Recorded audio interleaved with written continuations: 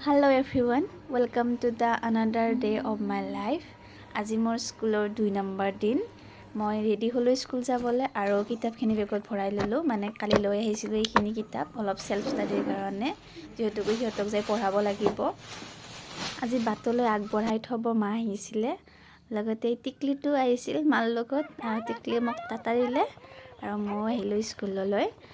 আজি পিছে বতৰটো বহুত ডাৱৰীয়া হৈ আছে, কেতিয়া বৰষুণ আহে ঠিক নাই, তেনেকুৱা টাইপৰ হৈ আছে। আৰু এটা সময়ততো গোটেই কাৰেণ্ট গুচি গৈছিল, তো চাৰিওফালে আন্ধাৰ হৈ গৈছিল।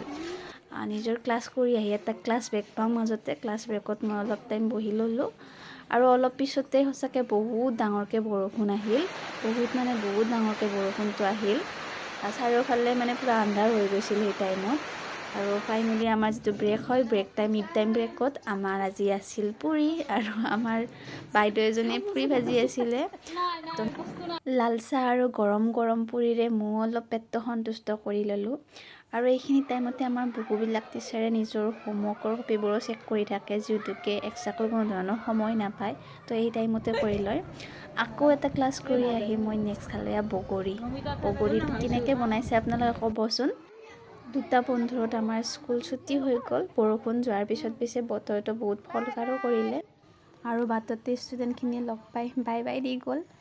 আজিলৈ ইমানে। ভ্লগটো ভাল পালে লাইক, কমেণ্ট, শ্বেয়াৰ, ছাবস্ক্ৰাইব কৰি দিব। Bye bye.